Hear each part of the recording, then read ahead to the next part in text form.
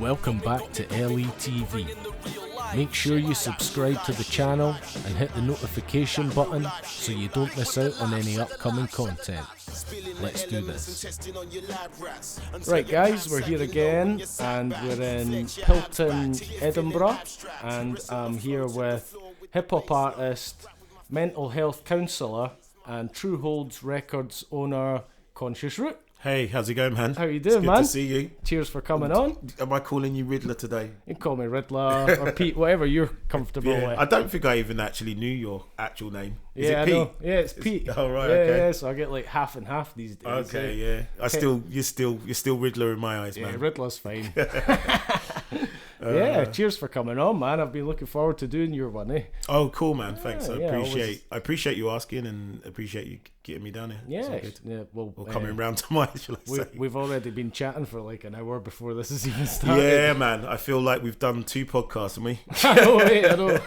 It's Should have just put the mic on and exactly. Yeah, you get sometimes the chats more, or it's different, isn't it? It's organic because you're not under the sort of like sense of I'm doing this. Yeah, the camera's on, everything's on. Yeah. Like we were chatting dead comfortably a minute ago, now we're like, Yeah, there's a little bit of that. You can get influenced. I listened to this what's it called?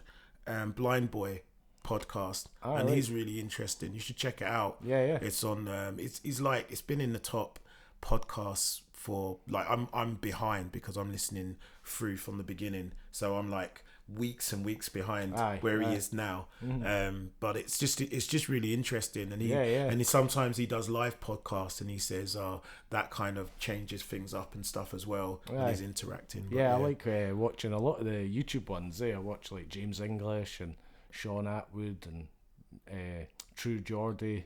I'm just getting into it, but I mean I like biographies and that. It's really nice to learn about people in a different way and to kind of not come with your sort of your bias and that, or even if you don't know someone and you get to know them through it. So that's what I like about like reading biographies and that, because I think even when I found out about Eminem, I ended up reading, it wasn't written by him. I think it was written by someone who does like one of the big American magazines, and it was like kind of telling a bit of his story, and he was hanging out with them. It was just interesting. When I read the book, it kind of made me look at the music differently, because you just kind of get a bit of a different, know more about the person as well, eh? Just a bit more about their kind of background and what they've gone through. Some people like say it's normally when an artist has done something bad in the media, so then people are like, right, I'm going to stop listening to his music. There's all that. There's a lot of people that say, I'm not interested in him as a person, I just love his music. I think it's I feel like bringing that argument up, I think it is, I think we were chatting before about certain artists and stuff like that, in terms of, do we connect to them and all that. But it's really interesting, and I like the model of thought where we're saying, well, this isn't every aspect of that person, and just because we don't like some aspect of that person, does that invalidate everything else about them?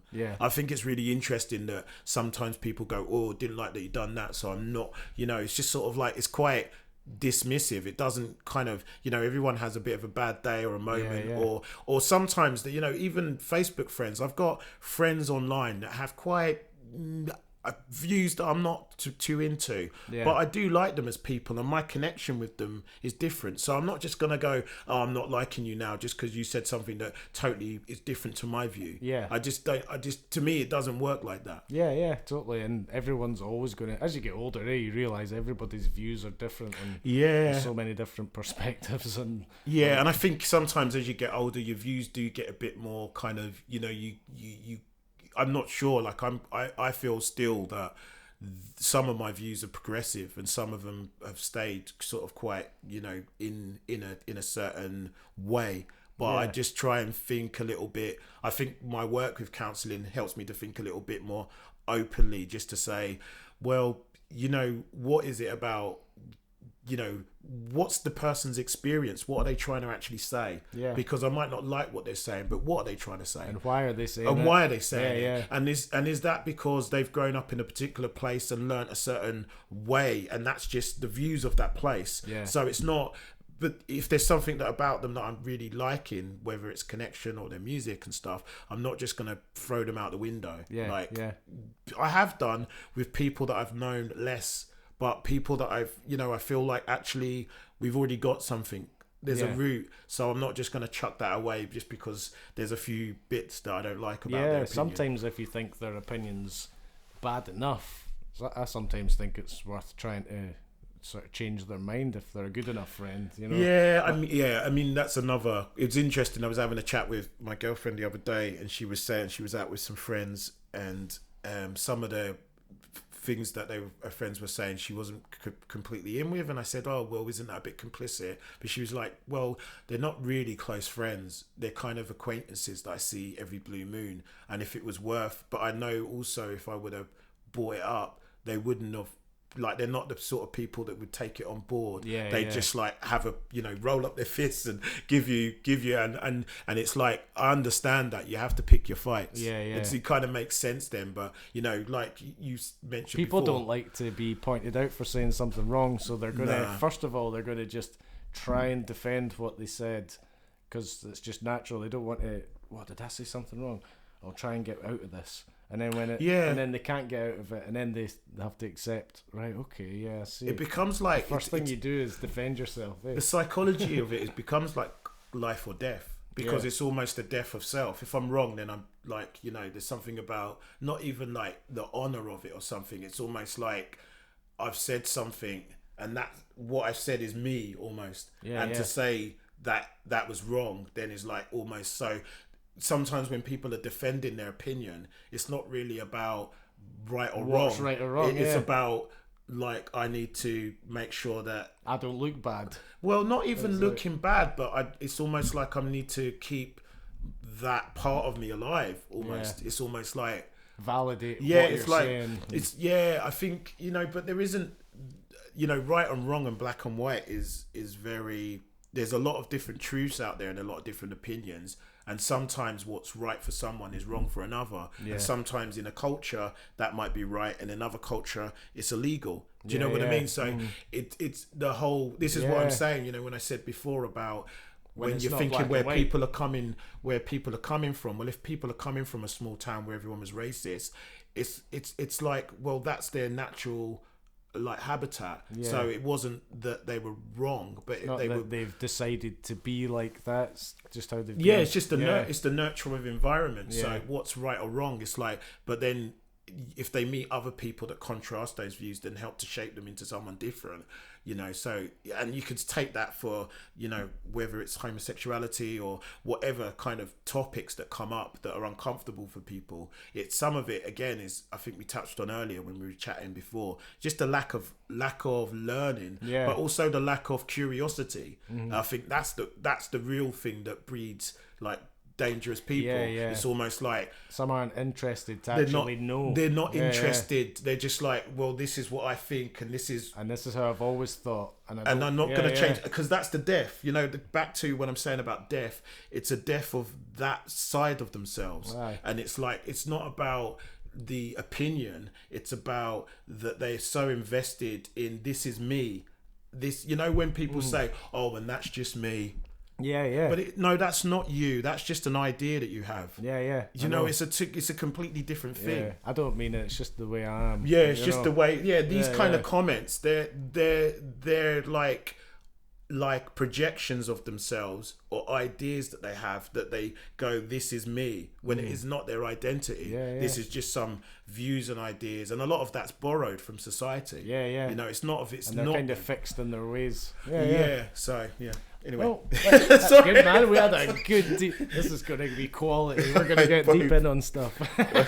Don't know. Went off one. Just went off on one there. It's like, it's good, man, though, because natural chat's the best, really. Rather than going with a script all the time, it's good just to chat. I think that was some real interesting stuff right there. Some people I just trying to link a little, some of those points. It shows the sort of work you're in, where you're counselling. It shows the way you think and how. I think lots of training in it probably and stuff like that too. There's lots of it, and I geek out on it, really. I'm a bit of a nerd when it comes to sort of like you're always on Facebook posting real philosophical ideas. Yeah, I hate those words. Like I know I couldn't even say the word there. Phenomenological and phenomenology. All these words. It's really hard to say. I'll just say clever. Yeah, just big stuff like ideas. Well, we'll go straight on to the first part anyway. Okay. Which is pretty much based on like where you're from, where you grew up, what life was like for you, sort of growing into your teens, what you were like in your teens. Okay. So this sort of starting off like, where were you born? Where did you grow up? And yeah, so I'm London. I was London born, and I think I was born in Brent, which is kind of down. I think it's kind of near Watford way, but like at that time when I was a wee babe, I was I think I was living in Wembley area, but I have no recollection of that. I just know, sort of fast forward a little bit, that I grew up in Buntingford, which is Hertfordshire. It's like 40 minutes from London, 40 minutes sort of to Cambridge, kind of in the middle, and the town's it's quaint, I guess.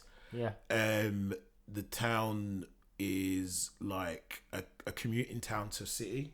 It's quite middle class, I'd say. More so now as well. Like I think like areas change and I mean, I haven't been back there since my adopted mum passed, so I got adopted and then fostered out that way. So I haven't been back since then, really, and that's a few years now. So because I hadn't really had any reason, and I think some of my experiences in the town, just growing up and being different, just because of colour, race mainly, was like the big difference. But I think with race comes like a different, like I noticed even, especially like older in my 20s when I met more black people. And I was like, just even with family, that the mannerisms of black people to white people are very different. Yeah. And there's like, you could meet a black person that you don't even know, and you'd be really the same as them in some ways, you know, just because that's just the way that black people act, you know. And when I was young growing up, you don't even know that, because I didn't have black people around me. I think there was like one mixed race guy called Esmond. He's a good guy. He was like, and he was a mate actually at the time when I was quite young. And you felt similarities to him. Yeah, like, a bit. But he was much more. He was like ultra black. You know what I mean? He was like black. He was like Black Panther. He was like blam. Yeah. He was like, I was not as confident when I was young. You just kind of trying to blend in and I was trying to almost like camouflage. I was trying to like. I was apologetically black. Yeah. You know, where he was like, I'm black. And he wasn't even, you know, I was blacker, but he was blacker. Do you know what I mean? He really owned it. He really owned it, and in a lot of ways. And it was interesting because he was adopted as well. Confident guy. He was a confident guy, and he was a confident guy, and there was like, and he probably still is. He's a cheeky guy, but I mean, it was interesting. He was a year older than me anyway. And, how old were you when you moved away from that area? Well, I moved to I think I was about 18 months old when I got fostered, and the foster family was the family that adopted me. Yeah. So like I didn't really stay in the system, as they call it, so which was good, obviously. It was good in some ways because I had at least a solid family base. But my family life was very like, it was a mix. Like there was love and conflict. You know what I mean? I think there was just like so, and that was in my culture, in my society as well. Like your own family mustn't have had any sort of bad racial views to actually adopt you. Your that's what the mix was, man. You know, like I just think, you know, I think it's almost like that classic Harry Enfield sketch with the, you know, I want to get a black baby. You know, council, you know, the council woman that wants a black baby. Yeah. It was a bit of that, and it's just about when you think about. She must have been a nice person though. Your adopted. Oh, mum. my adopted mum was very, very like she had enough adopting love. kids and stuff. Yeah, they were fostering a lot of kids. Yeah. I think they like fostered over about 100 kids in the time before. Just wanted to help people. Yeah. Yeah, she was like, my mum done a lot of community work. She was done a lot of community work for the church and just lots of different things and like cancer research and stuff. She was always doing stuff. So yeah, she was, I think, a lot of that nurturing care inside I do get from her. But then on the opposite side of the coin, I had my dad, who was just very detached, angry, sort of resentful, jealous guy. Wow. I think he like, he had kids to keep my mum happy, but he didn't like kids. He just wasn't into it, and he was just a very hard. And I think when you grow up, especially when you do things like therapy and that, you look back at kind of, what would his childhood have been like, and he didn't speak to his dad. I think I met his dad maybe once or twice when I was young, and they had nothing to do with each other. Right. So I think he had a traumatic childhood. He had a bad connection there. So and he just kind of passed. He just he didn't know any better. He didn't know how to. And I think that's the thing when you think this stuff, and I learn about it and learn it's a generational thing, and you've got to break that. You got to break that, or you carry it on, and then the next kid grows up and he doesn't want nothing to do with his kid. I wouldn't say my dad. He provided in a very the bills are paid. Anything extra that we kind of had, my mum would probably make up with her part-time jobs. Didn't feel like you got a lot of love from him. No, he was not. He was not. I think at times I'd see him try, but it was always like, for instance, like maybe dads these days. I think men are evolved a lot over. Even I think we're still doing crap, guys. We could do better, but I feel like men have evolved a lot. I think these days men would go, I'll take an interest. What do you want to do? But in those days, if you wanted to be in your dad, you had to be interested in what he'd done. And if he wasn't, then you were pretty fucked, And my dad was like gardening and fishing. It was like, I was like, I loved football and all that. He never come to watch me play for a game once. I used to sit there and see all the kids with their dads, like, Dad, go on, score the goal. I think my mum come, and she didn't even like it. This is for my mum.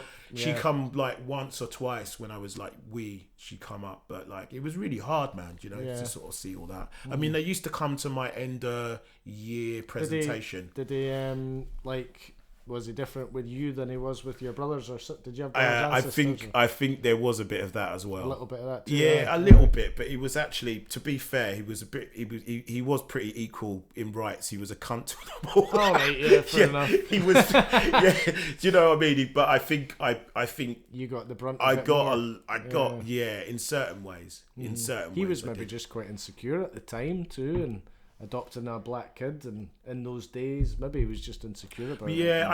I don't like, there was things that, honestly, man, when you think about, you say sort of like, oh, your brothers and sisters must have been cool. My sisters were always really, really cool. There was no kind of qualms, and my brother Terry was always pretty good. My brother Colin, they were all good with me, but then there's things like, I didn't even realise this, like when my mum and dad used to go out and I'd be at home with Colin and Terry sometimes. I don't know if they were just doing this for a joke, but they always used to put this film on, and then I didn't really realise when I was older, but the film was about the Ku Klux Klan, and every time they went out they put that film on, and it was just this like, it's quite a, just like sitting me watching this thing, and I'm just like, I'm not at that age, I was too young to really. They maybe didn't realise how bad the thing it was. But I think there was a little bit of something in it. Do you know what I mean? A little bit. Maybe they were just on the wind up, but it was just a bit like, when I thought back to it, I was like, that's not right. You'll spend a lot of your life doing that now, looking back on things. And well, I try not to too much, man, because I feel like ponder on things. I mean, it's just kind of acknowledging some things, and I don't recognizing things that you didn't notice before. You're just kind of naming it, man. You don't have to sort of like. I've got no, like I say, like I don't know, with my family, it's a bit weird because of the relationship with my dad. He kind of said, like, when when my siblings left home, which I was about 9 when they all left home, kind of in different stages they left home, but like they kind of had no relationship with my family. So because how bad my dad was, because how kind of stubborn and arrogant, it's like he just kind of destroyed the connection. And they all moved out. And they just moved out, and they just so it almost like I remember having to basically kind of say to my brother, who Terry at the time, was like, you need to speak to mum and dad, because it's not just about dad, but it's about mum. That's the kind of, and I was like, you know, they're getting older, and like I had to kind of build bridges between the family. And I was the adopted one. Do you know what I mean? So they're actual, apart from Colin, who I don't really get on with, I don't speak to, but you know, Marion, Terry and Pam, I built bridges between like the family, because I had times you where probably actually valued it quite a lot. I mean, that was your family. I did, but I also struggled. It was a struggle, like a lot of the time with dad, but his voice, you know, the male voice of that old fashioned way of life is so dominant in the house. And I just like, you know, it's tough, man. I'd say but I suppose build you into a person though as well. It does, man. It makes you understand. You're a good person these days, I'd say. And I have my ups and downs, man. As a person, I know I've got my flaws. I think you're like mainly quite a morally right guy. You know, I think it's probably down to your profession as well and stuff like that. And I try, man. I'm think not I've ever heard you tea. say something that's really out of order. Like, you know, I'm not everyone's cup of tea, We've man. got a couple more. I'm not everyone's cup of tea, man. I know that, to be honest, but like I do my best to do okay by myself and other people, you know, like as much as I can. But I'm also not gonna, I don't know, like I'm not gonna be a puppet for people. I think I've done that. Yeah, you're too a strong much. person. You make your own choices. I'm like that too, and I think that's why I've never sort of followed crowds and that. I've always been quite. Even doing music, I always like my own person. Yeah. And I didn't want to just jump on bandwagons. And you could hear that in your sound, and you've always stuck with it. Like it hasn't changed through. It's changed in different ways, but you know, when I met and saw your music then, and you know, you've always done that, and like, noticed that. I don't have any tattoos. I'm like that in life. I don't have any tattoos. I'd like a tattoo, but now that tattoos are so popular and everybody's tattooed, it's even more that I don't want a tattoo. Yeah, so I'm kind of like that. You keep yourself to yourself, man. But like again, as well, you've always just been a really sound guy. You know, in terms of cheers, man. Just like like as I said, I've like out of the crowd that we used to hang out with, yourself and like Word has always been sound with me. And yourself has always been sound, and I've always got a really one handsy. But they're the kind of people that I've sort of kept in touch with and made, and that's why I've done the podcast, because it's like, to me, you know, you always like just genuine. I'd say the word genuine. There's a lot of like people that are cool with you in the scene, and then your back's turned, and they're just like really nasty. Well, as soon as somebody's got like a negative thing about them, I start noticing it, and I just don't want to be near it. So like nobody specific, but if someone's like being negative, if I even go somewhere and they're just spending their whole time bad mouthing someone, or I'm kind of like, I don't want to be around listening to this, and then that's going to put me off seeing that person again. It's a vibe. It's like you say, man. It's like I know it's getting into this kind of, people think it's like hippie stuff, but it's that law of attraction stuff, when it's all about the vibration. If you're on a different vibration and something is coming from a, you know, like a darker place, you're just like, ooh, actually, you just don't want none of it. And I have that so many like times. That as well. Like, I want to be positive as much as possible. And and it's not trying to be like toxic positivity where you're just like never negative or never say bad things. Denial. You have, like, It's more just like, you know, I need to know what's good for me mentally and people, and sometimes I might have to have confrontations, but it's got to be, I think, like we spoke, like where Claire touched on, it's just like, it's got to be for the right reasons. Is this going to build something? What's the cost of the war? Or just cause an argument. What's the cost of the war? Is it gonna build something? Is it worth the relational make something cost? just worse? Yeah. Is it just gonna cause something that's bigger and more troublesome? Well, you know what, man? We had such deep chats. We've not got to be able to cover part one properly. We're running out of time on part one. Oh right. But actually, we'll continue part one on to part two a wee bit anyway. That's okay, man. And sorry, that's one of my bad things that I talked Well, the good too thing much. is, people that there's been a few interviews that we've not been able to cover everything. Yeah. And but it's good because I'll probably do more podcasts, get people back, and so it's good not to get full stories. And when I do like part twos with people, I'll probably watch part one again, take in the info, and make sure that part two is based on more information. That So no, that's cool, man. It looks Definitely. like me and you will be doing a part two at some point. probably, man. Well, we'll just end that part one just now, and there'll be a track on the screen just now with all the details on the screen. New track from Conscious Root. I'm not sure what you're giving me just now. Yeah, I'll let you know. Yeah, but all the details will be on, if it's available, where you can get it, the name of the track, etc. Should all be on the screen. And we'll catch you again in a little minute.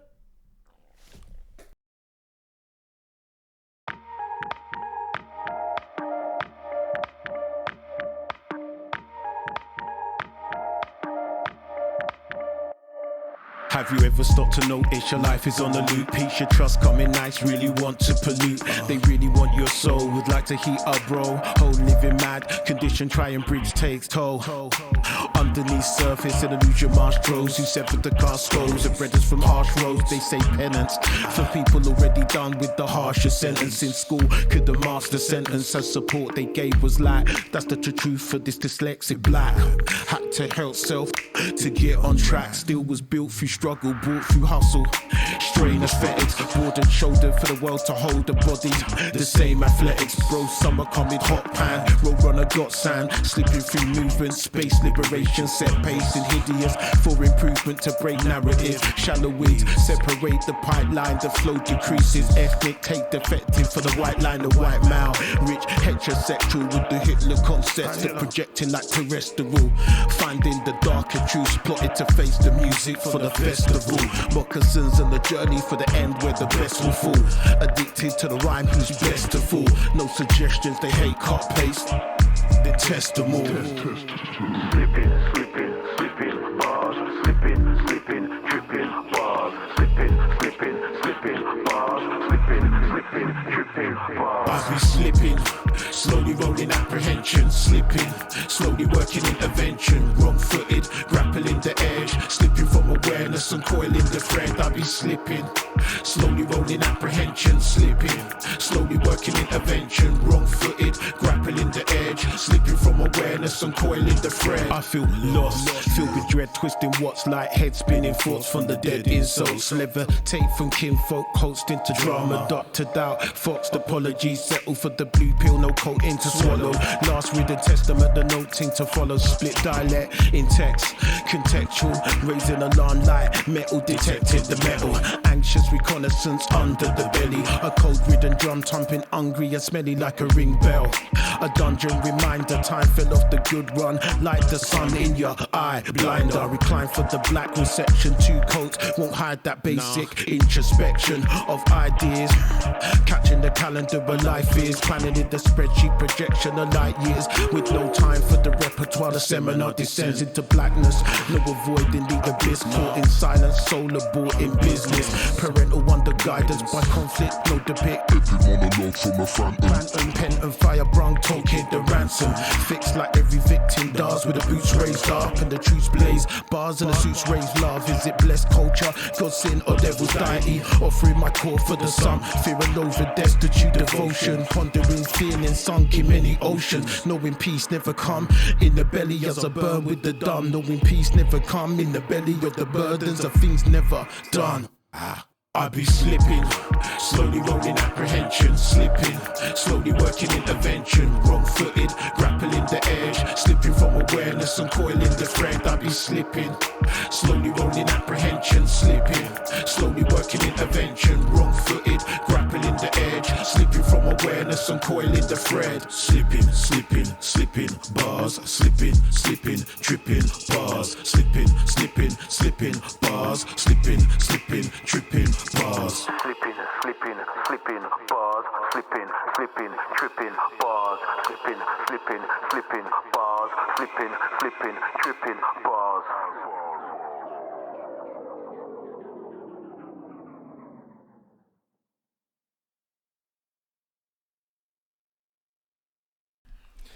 Right, guys, so that's us back. Hope you enjoyed that track from Conscious Root. All the details would have been on the screen if it's available and whatnot. So we're going to move straight on to the second part. No chatting before this one.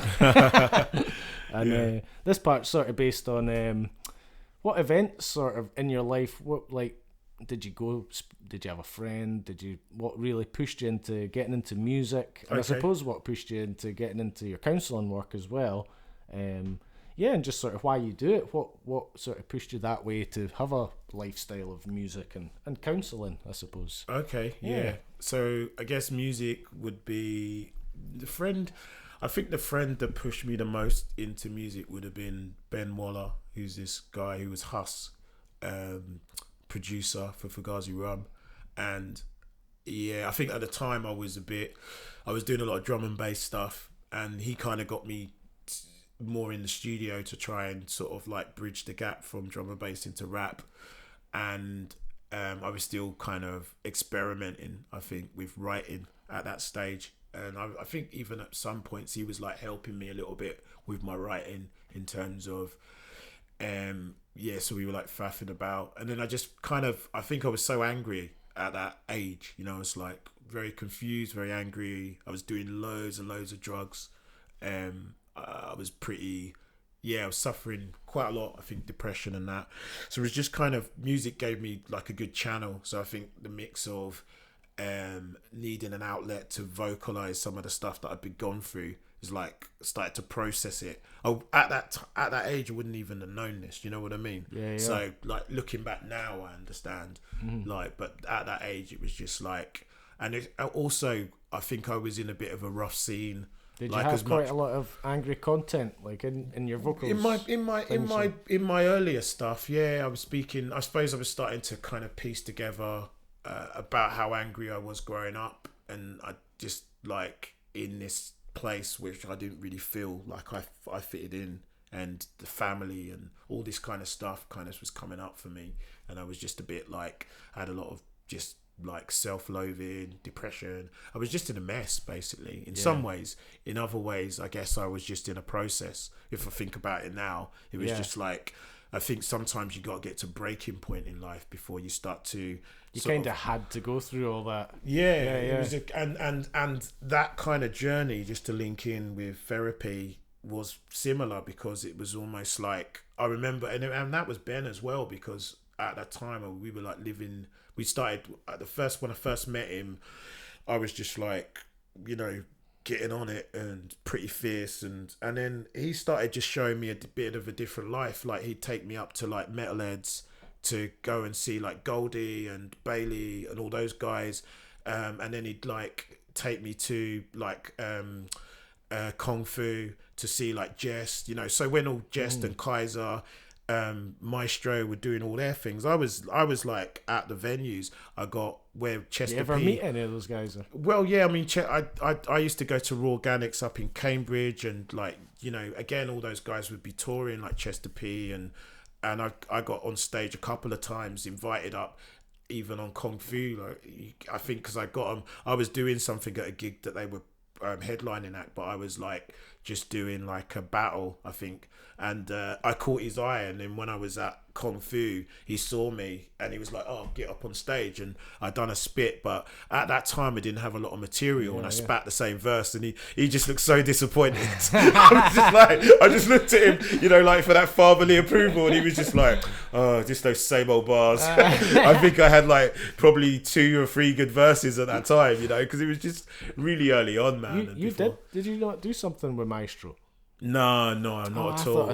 I wish, man. Yeah. To be honest, like back then, out of the time when I used to watch all those guys, people like Maestro was always the one that impressed me the most in terms of his presence and his bars and his delivery. Because there was like Brain Tax and and all those guys. Obviously, Chester P was Matt, and Jess was amazing. I was a massive fan of Task Force. Like, yeah, so, not massive, but I was a big fan of Task Force.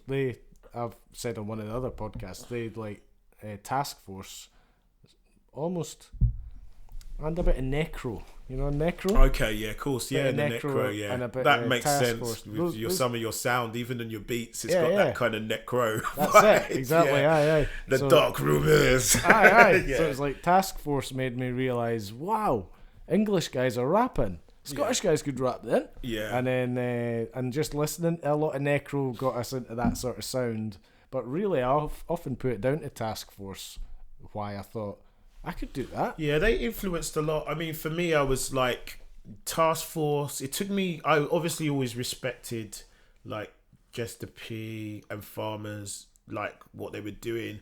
A lot of the time back then, I was not into the production. I thought the production on the UK scene always let it down. And I think like nowadays it's so good. Some of it, like the production's like.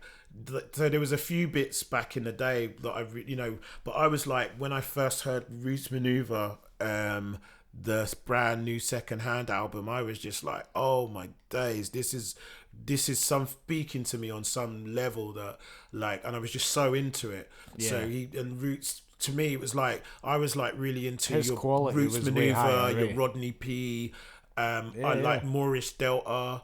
Like back then, these are the guys that were inspired. Later on, it was more like, I was into Kaiser at the time because he was like around that scene, but he wasn't in Terra Firma then. And then Terra Firma kind of come out when Scribbler and Kaiser, Scribbler and Klashnikov. That was kind of later. But I was like Lewis Parker. From you, that sort of era. I get a big vibe from you. Yeah, I mean, from that. I'm super influenced by those guys. So yeah man, like fucking like. That's why I thought. Did you not do something with Maestro? No, probably just bit some of his style. Yeah, I'm just like, I bit all their styles. I bit a bit of each of their styles, man, and that's kind of like. It's just like. Are they aware of your music? Do you think? I mean, obviously, like now, I'm working with like Michael Parkinson, who's done loads of stuff with Jest. And, I'm working with Chemo, who's worked with everyone. Michael Parkinson's also a producer, eh? He's a producer, rapper. He's well known for things like Working Class Dad, and then Me, Myself and Akai. Those were like really two big releases that he's done, and he's just doing a lot of stuff now, like with everyone on the scene. So a fair bit with One Oz. Yeah, no, he was working with him a lot back in the day, and One Oz come through actually, like to the gig because Parky was playing. So, cool. Yeah, like he was one of the support acts on my thing, and it was like to have a UK legend as a second support act to your headline act is a I've always known his name as well. Yeah. So I mean, it's cool. Like some people know and recognize. If I share something, Genesis Elijah and people like that normally go, oh yeah, like that, and so it's not like I was actually really into Genesis. Harry Shotter liked. He was like, give me feedback on the Lost Roots album, and he checks my stuff, and he follows me on Instagram, and he's like, he's definitely said, oh, some of that stuff is really like sick, and so it's not like people are not there, but I think I'm a required taste, I think sometimes and maybe that's to do with personality as well as music, like you said earlier. You've not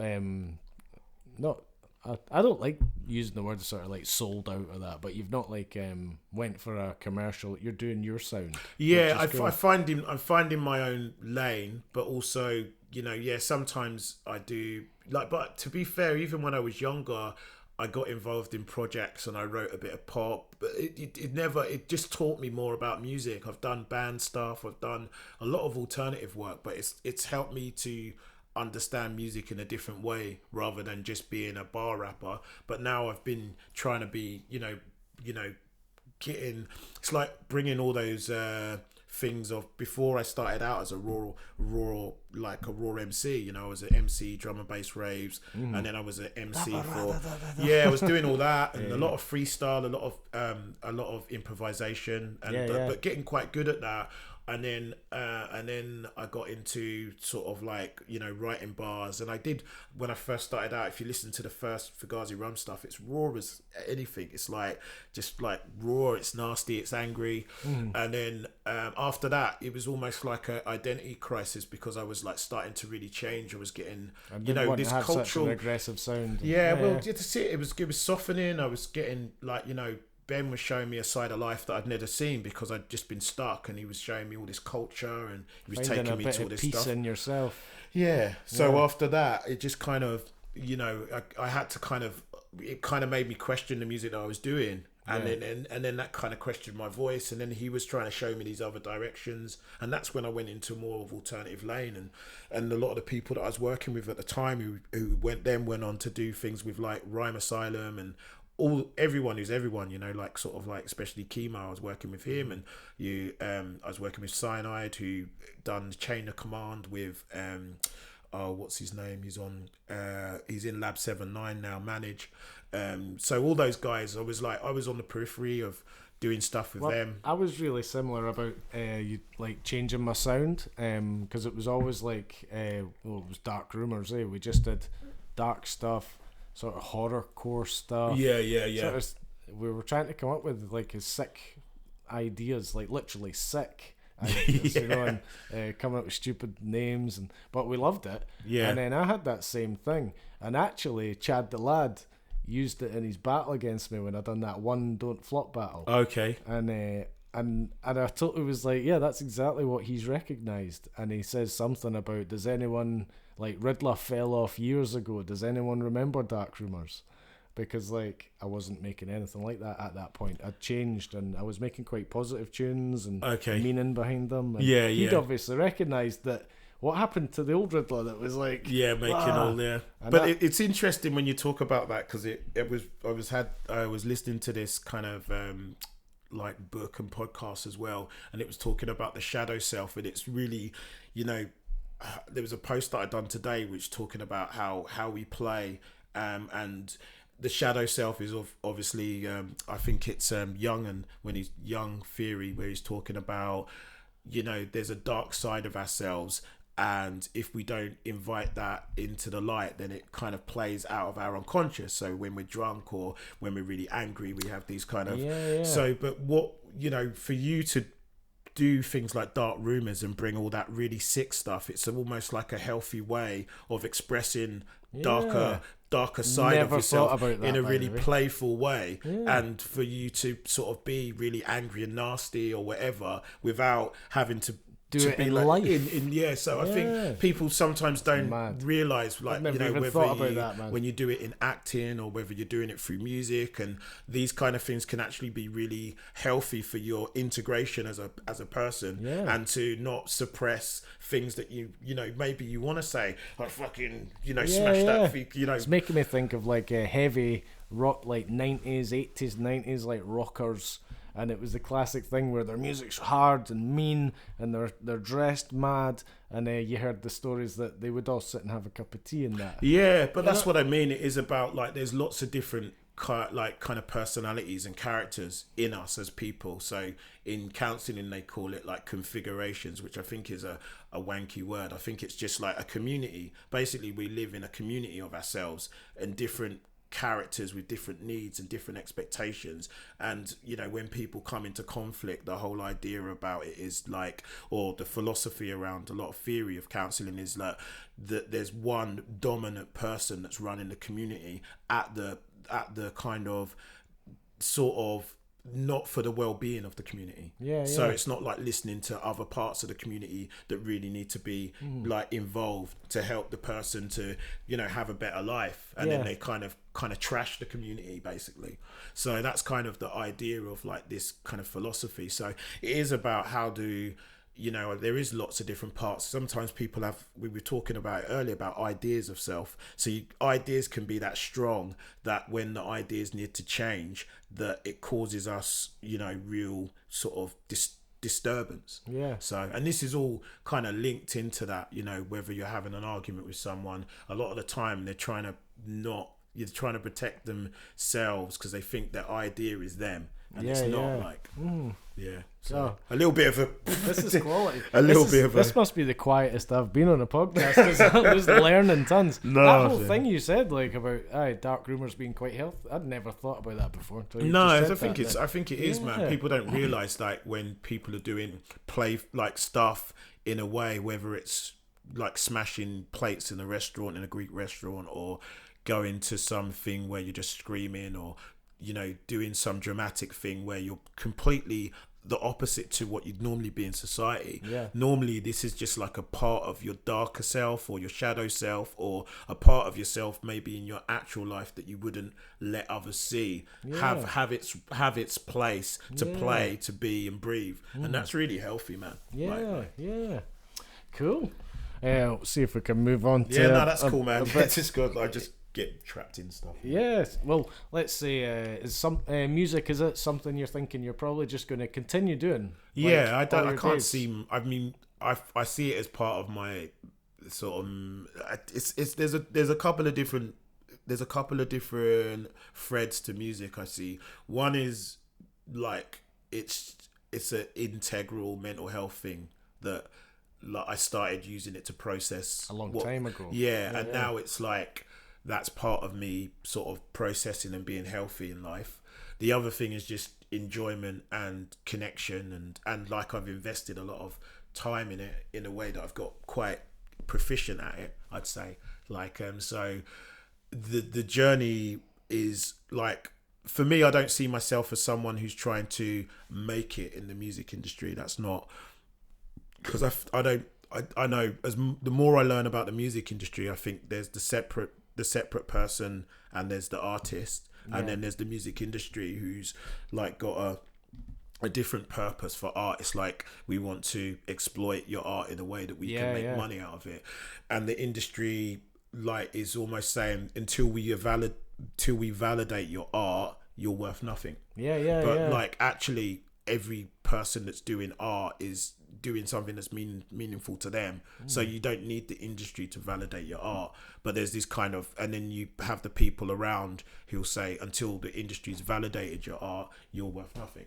So there's this kind of so some of it is a little bit like, I feel like people are working hard to get validated when they don't need to. They just need to. Well, a lot of people that don't do music, sort of everyday people out there, I've had lots of not even hateful comments, just comments that they don't know, they don't understand because they don't make music in any way or anything like that. They don't do any sort of art, and then I've had the odd little comment like, are you not just going to give up soon? Because like, it's like, what do you mean give up? They don't seem to understand I do it because I enjoy doing it. And that's what I mean. So they think I'm trying to be famous. And it's like, no, and I used to say to folk like that in a nice way. It wasn't like a bad conversation. And I'd say like, no, like I make rap music just like a guy goes and plays golf. Exactly. So that's it's a good way to kind of, to place it. And obviously people see, and some people might go, oh look, Conscious, he's a clout chaser because he's out there and he's doing this and he's invested in that and he's doing that and he's paid for that. But like to me, it's not really like, you have to have a grind, a promo grind. The different threads are, there's me and my music and my art, which I just really enjoy and I love, and I love art and the art that others make. That's me in that culture, and I love hip hop and the hip hop culture. So there's that part of me, and then there's the part of me who's very like, I'm quite, when I do things, I like to do it good and well. And so there's that part of me that really, again, when I'm talking about the different parts, there are different parts of me that want different things. There's the part of me that likes to do things well and do things good and progress at things. So that's the part of me that's kind of growing the art in a way that's kind of like developing. But even just like, I've developed my look, I've developed my sound, I've developed I'm developing the business of it, and that's all just different parts of it. But that's just because naturally, inherently, there's a person in me that likes to do that.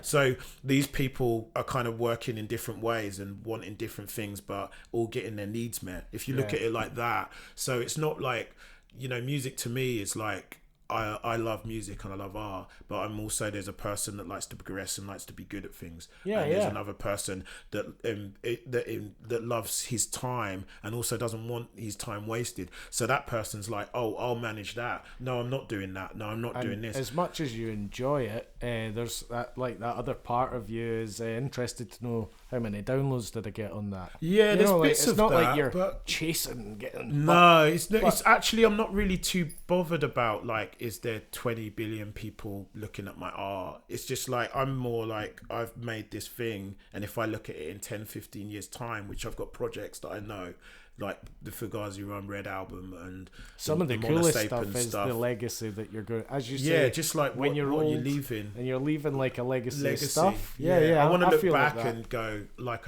I don't want to be like, there's certain things that I've released and I thought actually I've like probably could have done with not releasing that, and it's fine, but that's like learning as well. But yeah, I think it's a wee bit like now I started doing martial arts and I'm just really into it, and I really want to get like, again, this person that is like, I'm enjoying it, it's physically good for me, emotionally good for me, it's getting me in good shape, but I also want to get good at it.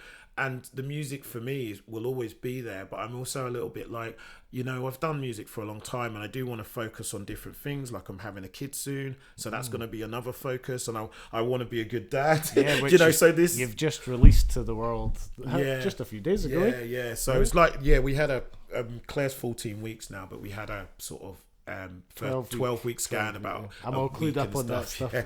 I'm not as man. I'm just a bit. I'm a deer in headlights at the moment, or rabbit in headlights. Sorry, at the moment, being a bit like. I bet you're really excited though. I am excited to be a dad yourself. Yeah, I mean it's all a bit. You'll have a big surreal thing in your head to want to be a really good dad too. I have, from my experience of having a really shit dad. I bet you're going to be a really good dad. Yeah, but I hope I don't. I don't want to suffocate it. It's funny when people say that to you. It feels funny because when I was going to be a dad, as you were saying, like, oh, you're a really nice guy, blah blah, and people all said to me like, you're going to be an amazing dad. You know, and I always felt like, I feel like awkward just saying that. Heavy as the ground. You're going to be such a good dad. Like, oh, well, I hope so. Yeah, I know, that's what I mean. It's like living up to their expectations. And I find that I'm going to link that a little bit back to the art, because I feel like as you progress and in life, you have these expectations. And I feel like, whether it's about health or well-being, or whether it's art and the things that we do, is that we're just human, so we're fallible to not being perfect, and we're fallible to getting everything wrong sometimes, and all these things. And when we have those kind of things that people give us, like, these labels of great and good and this and that, sometimes they're helpful and sometimes they're not, because then we start to go, oh, I'm not a good dad because we've done this thing, and that's not what good dads also, do. Being a dad myself, I go like, you start questioning like, oh, but what is a good dad, right? So it's like, a good dad, just someone that teaches their kids really good stuff and shows them lots of love, or it's a good dad, one that makes sure and does lots of baths and helps washing the clothes, or what is a good dad? Yeah, it is this like, you can't, it's actually, how do you define that? I think more importantly, as I've got older, it's more like, I think a good dad teaches their kids good lessons, raises them with good ideas. That's how I sort of see a good dad now. Shows them lots of love. Give me a good dad tip. I want a good dad tip.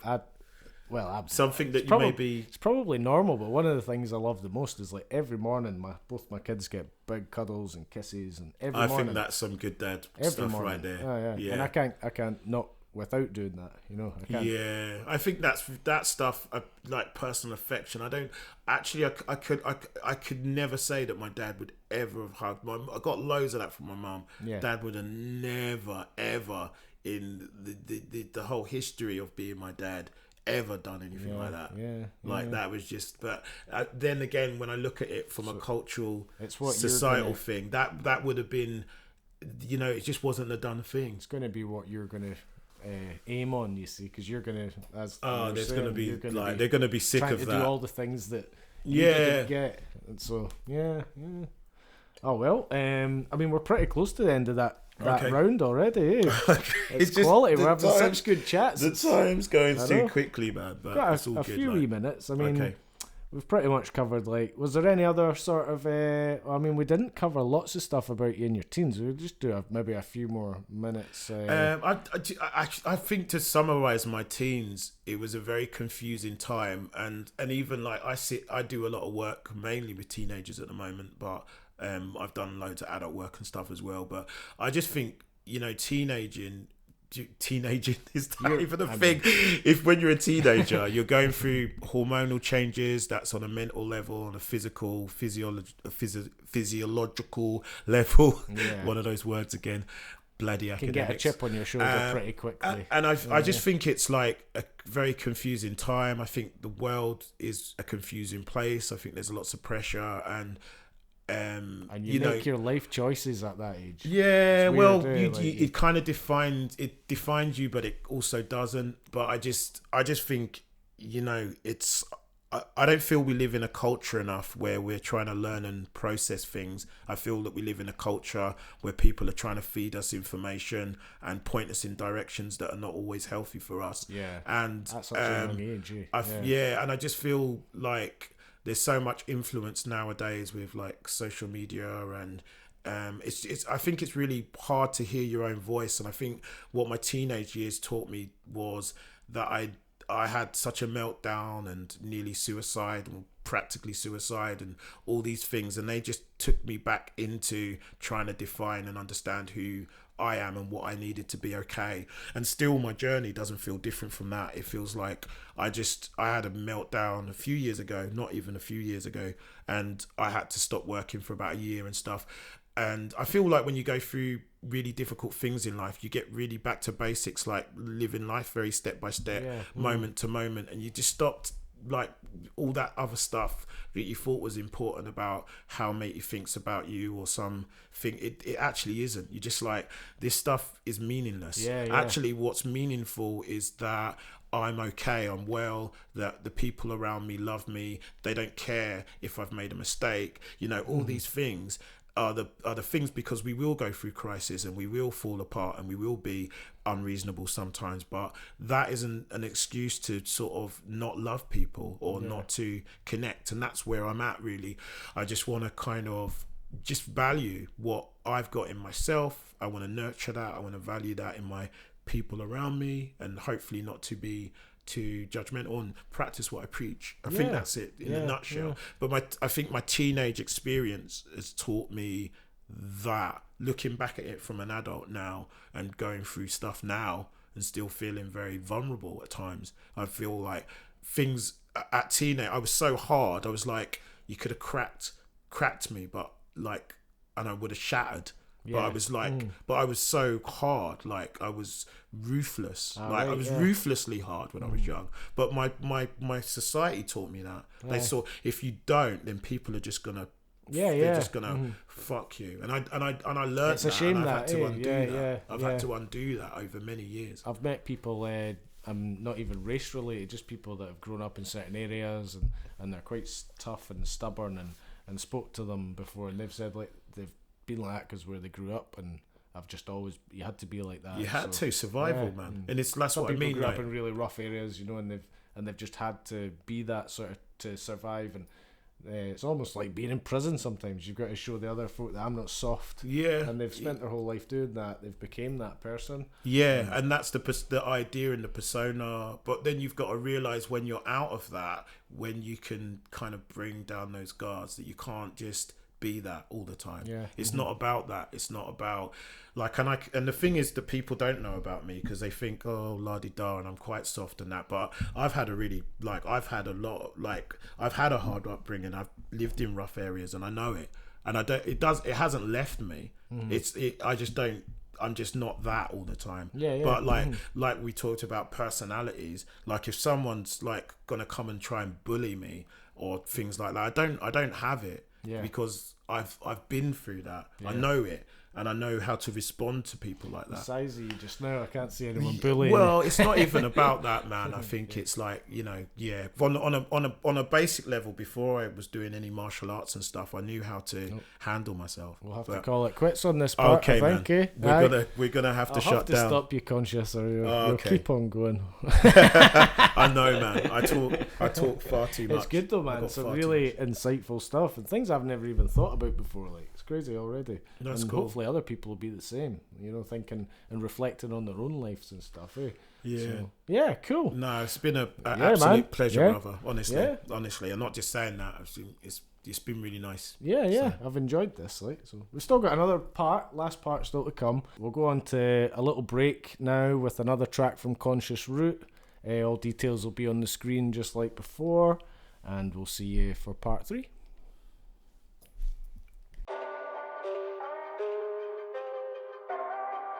Yeah, big up my man Scott Bathgate on this one.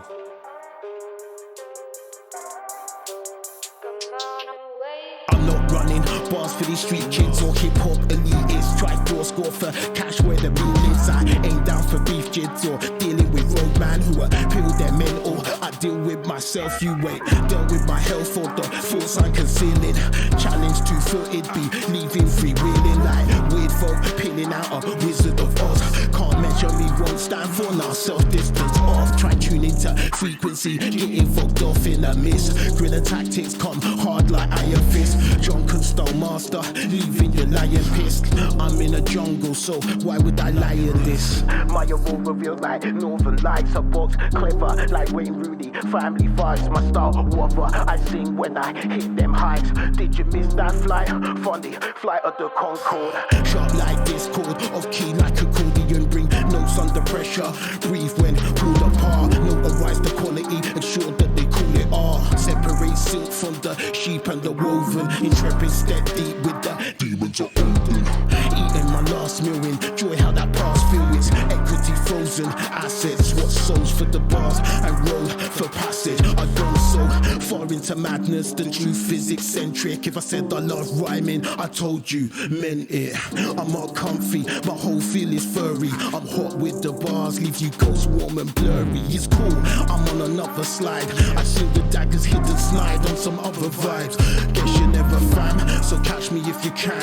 And do whatever man, keep cautious, doing ends meet the ends. This is Machiavelli trend, some things gotta bend under heat. Try keep discreet from the hollows, wicker men like a truth man. Course man, I know what will follow like conspiracy when death own carnivorously. Teeth it like military, dark force or horsemen come raise and try pillage me. In this raven conspiracy, blood cut capillaries. It's just a raven conspiracy. Burn like phone and my cover got turned. Lost life concept and everything earned. Low full of darkness and lifeless a soul. The longer it cooks, then the evidence glow. Burn like phone and my cover got turned. Lost life concept and everything earned. Low full of darkness and lifeless a soul. The longer it cooks, then the evidence glow. Burn. I'm ejected to cause racket slashing, you're acting like road rage with a static back passenger traffic.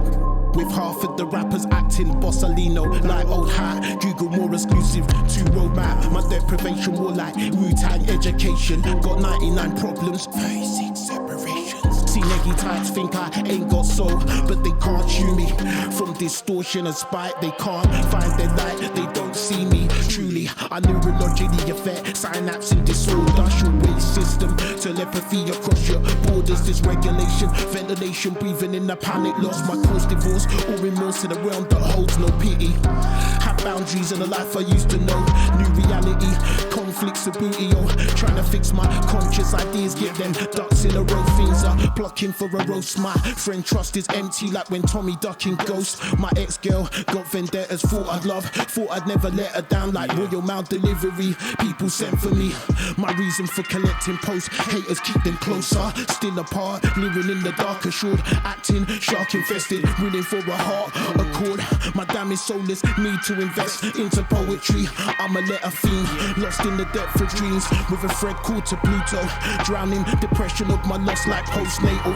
The deprivation seek my mic skills. I rebel under surface on waves like Free Willy. Bar surf waves, sleep like high heels, heels of ice steel. Deadly night forces like a Black Watch version of the crew of White Walkers. Mix Stephen King fiction with an orphan wealth prophecy. Orphan black mutation of the copycat democracy. It's Black Mirror. I cannot make these facts clearer. This prophecy, true ignorance like Trump in the White House office seat. Sorted by some white world democracy. Burn like phone and my cover got turned. Lost life concept and everything earned. Low for the darkness and lifeless a soul. The longer it cooks, then the evidence glow. Burn like phone and my cover got turned. Lost life concept and everything earned. Low for the darkness and lifeless a soul. The longer it cooks, then the evidence glow. Burn.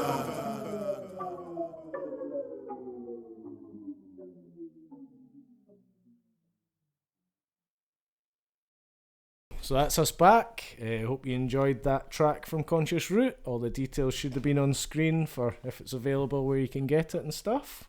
And we're just going to get right on with the final part of the podcast, which is pretty much based on sort of accomplishments you're proud of in your work, in your counselling work and your music. Okay.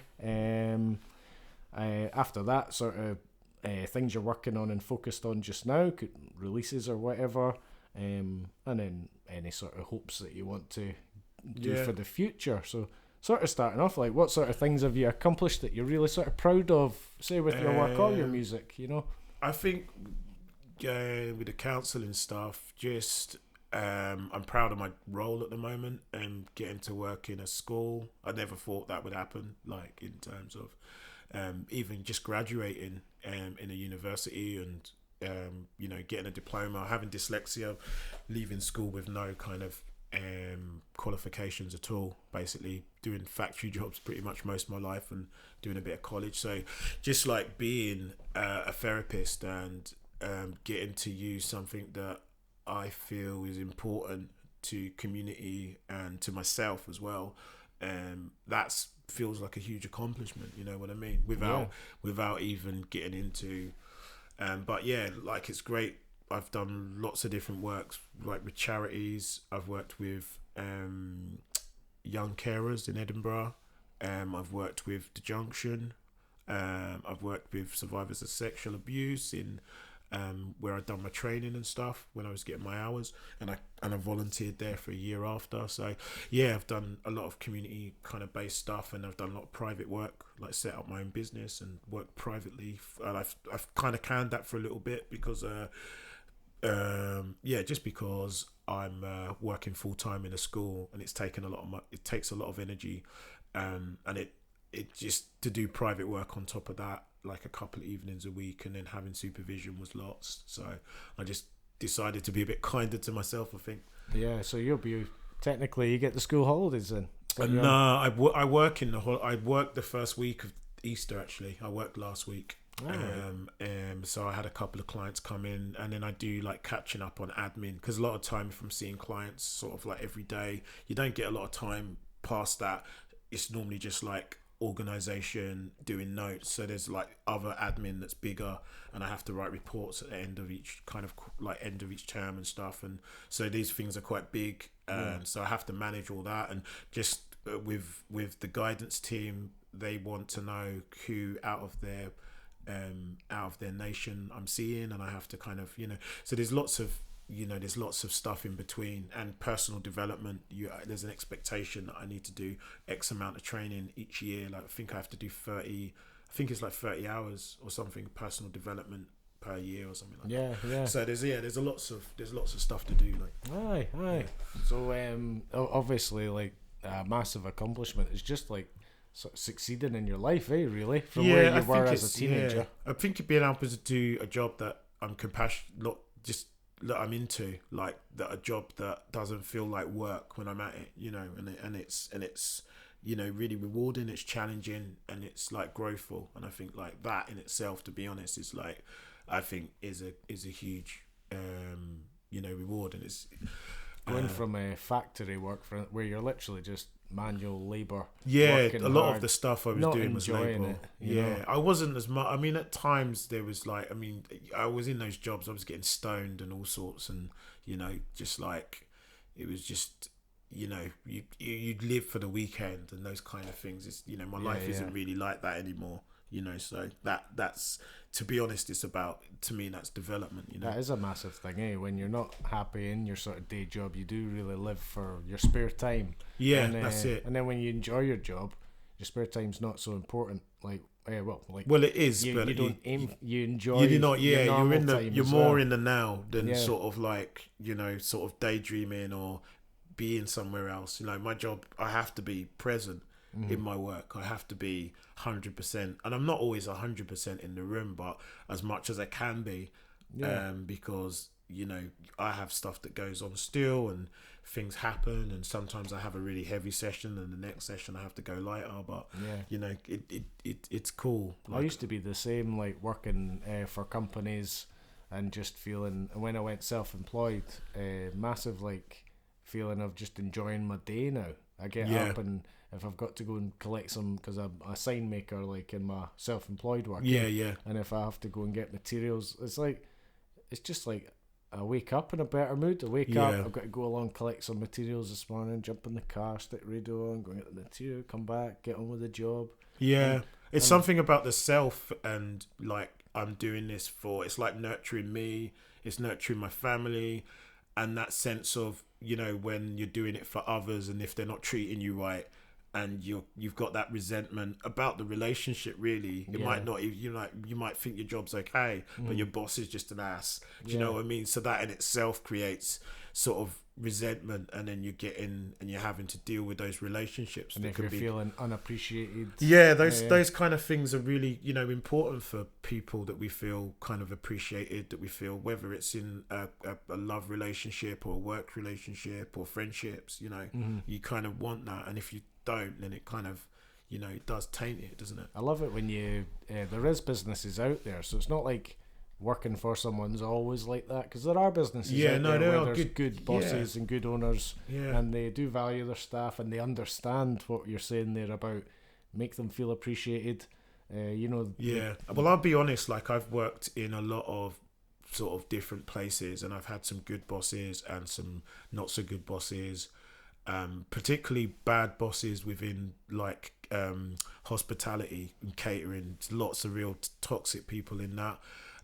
My last restaurant I worked at, actually, my boss, he was really nice, but you had to like you for him to be nice to you. But he actually got on with me really well. So, and he could be tough, but I really got on with him well, like the chef. But what was I thinking? I'm working now within the council, and to work in a school, it's like, it's so different, man. It's like, there isn't pressure on your time. You could have time when you're not really doing that much, and you could stop, and not saying that this always happens, but you might stop and have a half an hour chat with, some of it's a bit about work, but some of it's just because you're just checking in with the dep head or something. And it's just really like, you wouldn't find that in other works these days. So kind of working within production based. I think working for the council, there's a different, like, it's a lot, it's hard, but it's also easier in some ways. In terms of like working in that environment, I've never, like, it's not like I don't work hard, because I really do, and I'm really focused with my time, and I really do work hard. But compared to working in, like, I think it's actually the higher you get in work, sometimes the easier and better you get treated. Where when you're doing minimum wage jobs, they're really crap paid, and they're really hard. They're like really hard, and they get and you get treated lower. Yeah. So I do, because now I earn, like, I don't earn amazing money. I mean, I could work in a university and earn 10 grand more that I'm earning, but I haven't got the academic because you need to have like, I think it's like a master's or something to work in a uni equivalent. I think at the very bottom I'd need a degree, and I haven't got a degree. I got a diploma. But I could do the job, but academically they want that academic standing, and it's all, again, it's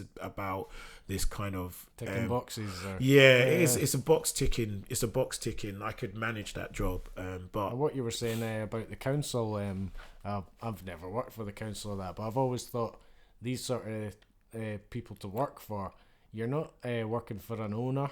So no, when you're working for an different. owner, he's so stressed about his business, wants to make money, blah blah blah, and then when it's the council, there's not this person that's like, make money for my business. Yeah. You know, I mean, there's always, like, I think it's about the bosses that you do have, and I'm just lucky that I've had 2 line managers, and they're both like, my line manager is a deputy head, and I haven't really got anyone. But like, so even the guidance team, they're not really above me. They're actually kind of, because my specialism, I'm like a standalone entity within a school. You know, there's at the moment in my school there's just one counsellor, but we're getting another one soon who's going to be like working 1 day a week. So, but when it comes to it, there's not too many people that there's above me. There's the deputy head and the headmaster, and they're the people that I answer to. So anyone else on the staffing team, I don't need to answer to them. You know what I mean? Oh, we got a phone call. Airplane mode, bro. That was yeah, but amateur. no, I'm just moving on. I guess accomplishments for music. I mean, it's really weird, man. There's been like bits of times that I think accomplishment again is back to enjoyment and connection. Like it was funny because I was posted something the other day, and I had a message post from. I was talking about, getting so caught up in life that sometimes you forget to, to be appreciative of the things that you've done. You know, you're on to the next thing. I think that's our culture. We're always on to the next thing. And, the people that you've like gained experience from, you know what I mean? And just kind of connection and that.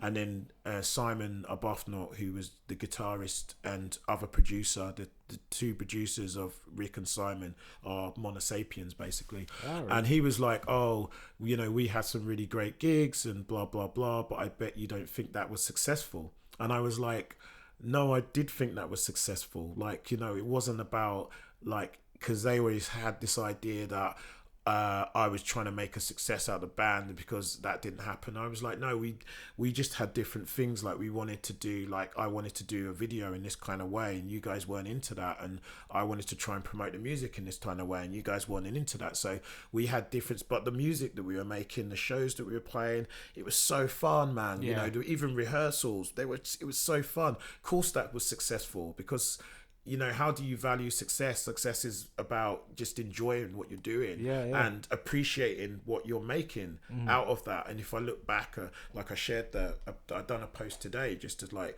this is the kind of album that I really liked from the project, but also there was lots of other projects that we done, and it's still stuff that I'd share today, where some other stuff I'm not sharing, not because I'm just like, but that stuff I feel like it was good. So yeah, I mean, there's lots of things that I've, like when with the Monos we supported, I'm just trying to think, what's the guy from Canada who's really Abdominal? We supported Abdominal and the Obliques when they were touring. That was a really good gig up in it was either Dundee or somewhere, and that was a really good fun gig.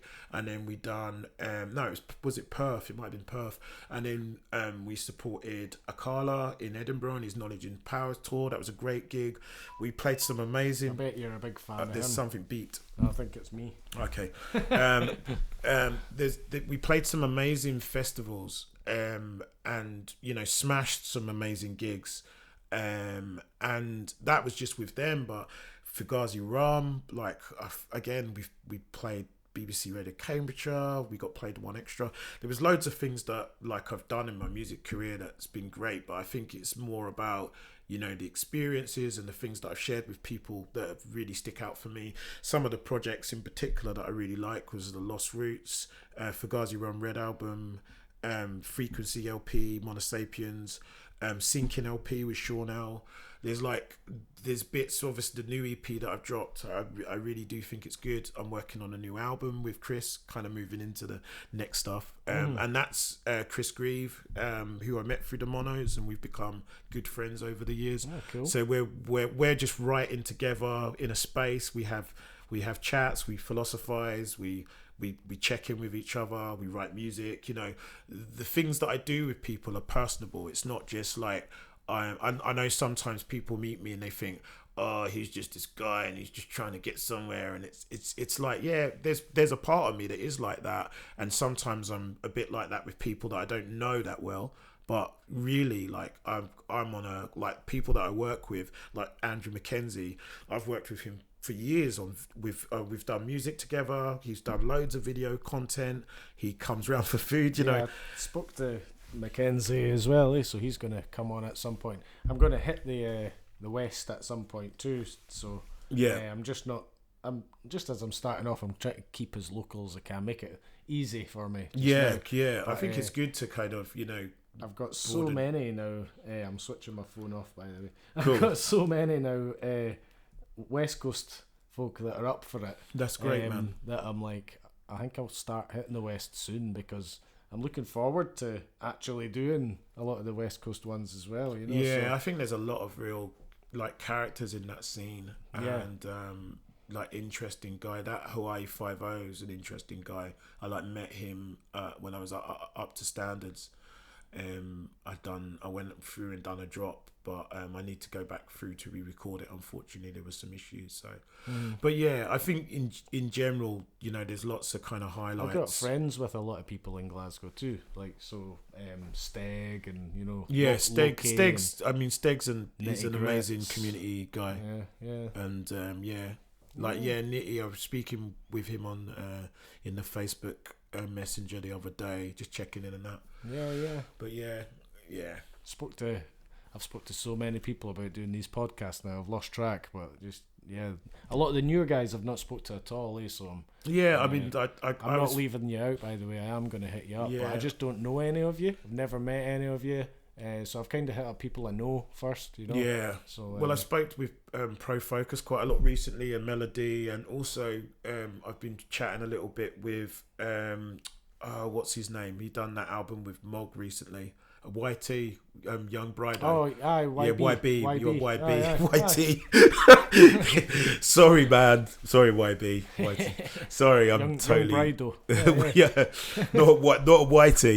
YT. Oh, I wasn't. I took it more as YT. No, like but I did training, say YT, you know. but it sounds like YT doesn't it? But it's YB. I'm just like, sorry, man. But yeah, I was chatting with him on Messenger, and because I've been just since he had a wee break. Always got racial slurs coming out, eh? Yeah, I know.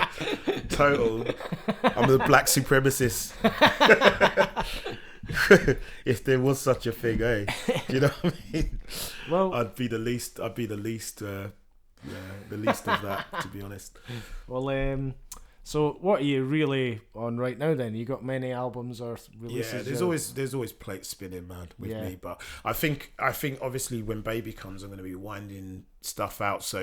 But the stuff that I'm writing will be like, I still have releases for the next 2 years, really. You probably find that you're sitting writing stuff when the baby's here, when it's having a nap, and you might I'm not going to say like I won't be creative, but I think just like, I'm looking at music differently anyway, and I want to kind of like, I just put out too much, and I want to do less and just make it better. Yeah. So that it's gonna help to kind of slow down the process. I think we'll need to get another tune on the go soon, man. Yeah, man. We'll just come up to mine one night and we'll have a faff. Yeah. I mean, it's like at the moment it's mental. There's some good things going on. I can't really talk about stuff but there's a couple of things going on with labels that quite decent labels, with like reputable labels. So, and that's quite exciting for me, because it feels like a next step up in terms of, hopefully that will kind of put my music on another level again, on a bigger radar.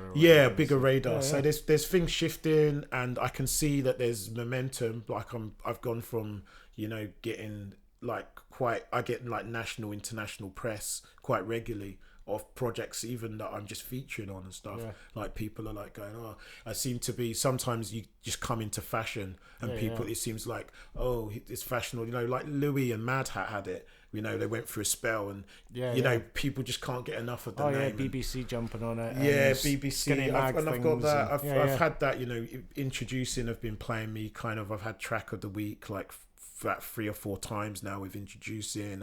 There's been lots of stuff. I've had stuff on BBC Six Radio. I've had stuff played by Chuck D.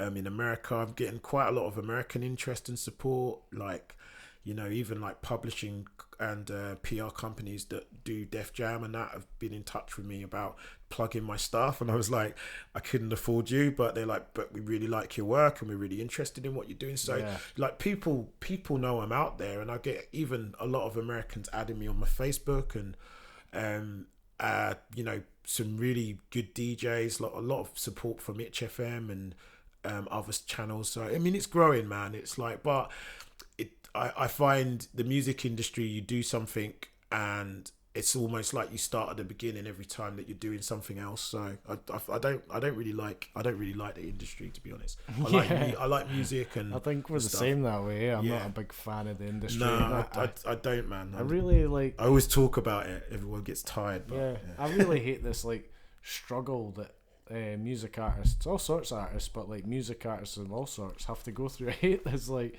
why is it such a struggle? It's like there's I think like the mainstream media is like focused on certain people. They're not even interested. There's people that are like flagging up and they can see them, they know they're doing stuff, but they stay away from. It's like they can maybe read that they're not going to play the game we want them to play. I think it's that. I think it's a pyramid scheme that if you dress yourself up nice and then they see you, they go, oh yeah, he looks like he'll but do it. Even like if you look at it, even like channels like Grime Daily and stuff like that, like if you want to get on their channel, you need to pay them like 600 quid or whatever to get on to that's only a bottom plate package, and then they decide whether your music's good enough to get on there. And what they mean is does your music sound the same as all the other guys that are doing music on their channel? So that's that bit. And then the next bit is like, you know, and if you want a bigger package, it's $2,000. But if you want to get on that mainstream and one extra stuff, like, you know, Grime Daily is the kind of place that's going to break you. So if you see what I mean? Like, you have to pay into these systems if you want to break through. And if you're a certain kind of artist, and there's rare people like Shogun who didn't really go that route, and McCroy obviously just breaking through from his own like raw talent and stuff like that. But I see it, man. I see it. And actually, I'll tell you, all the success that I've had that's been actually really big has been free. The stuff that I've paid for has not, it's been all right, but it hasn't been. But all this success has not been about me paying someone to do it. It's been actually free.